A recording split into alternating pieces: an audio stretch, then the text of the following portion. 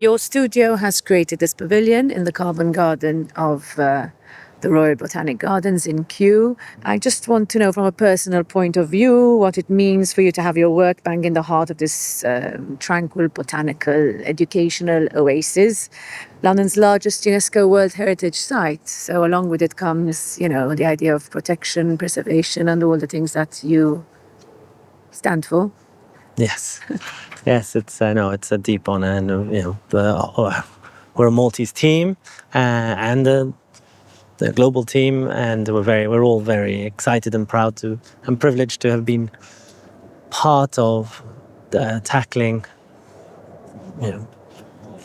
the greatest threat humanity is facing in terms of climate change. But there's also such great hope. There's so many amazing environmental scientists, activists coming together to find solutions. Kew being at the forefront of it. It's natural that Kew has channeled its focus into creating this 5,000 square meter world's first permanent carbon garden to educate visitors around where and what carbon is, its role within the whole carbon cycle and the bedrock of our ecosystem, and how we can plant, in this case, our future out of this crisis through your back garden. And it's hugely inspiring. And it's both a form of adaptation and mitigation when it comes to dealing with climate change. We wanted to celebrate this largely symbiotic relationship between the plant kingdom and the fungi kingdom. It's not quite a plant, it's not quite a mushroom, it's not quite a tree. It's a marriage of all that. It grows out of the ground and then it tilts and leans forwards towards the sun path, much like a plant would do when it's photosynthesizing. And it harnesses the elements, it captures the rainwater through its funnel and flows into the... Exactly. There's a wonderful pitcher plant in the Princess of Wales Conservatory. So from the ground up, we have granite foundations. So really going back to our stone roots, which we've forgotten. And obviously Malta, where we are a rock.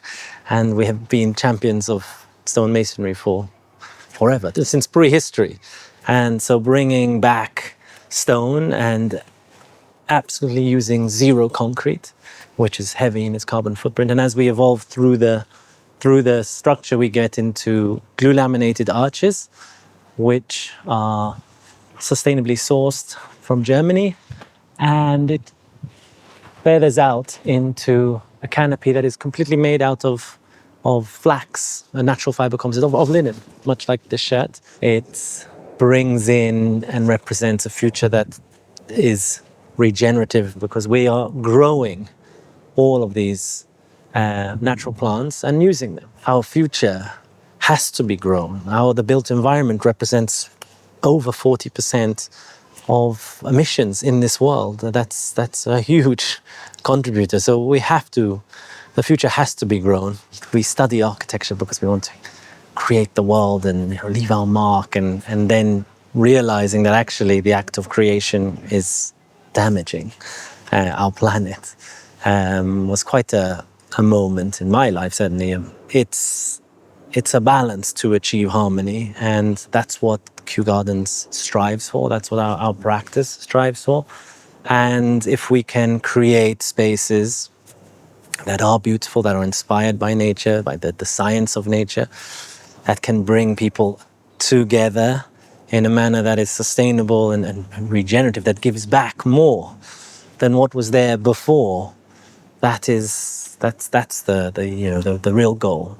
And in fact, you have been entrusted by the government to be the architect to come up with a master plan or a holistic vision overview of Blue Lagoon. Can you link these two projects and tell us what you have in mind, where you are on the Blue Lagoon story?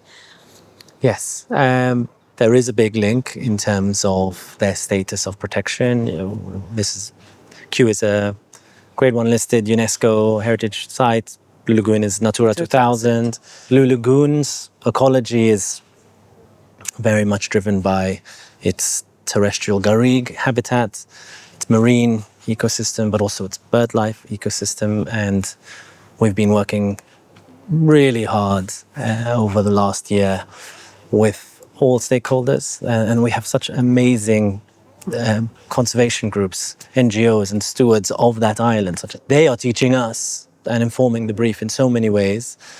It is a global issue, let's get that right. The whole world has been caught out by this shortcoming of understanding exponential growth. And it's happening everywhere. You go to Barcelona, you go to Venice, over tourism, locals feeling displaced by tourists. So I think we all share that sentiment.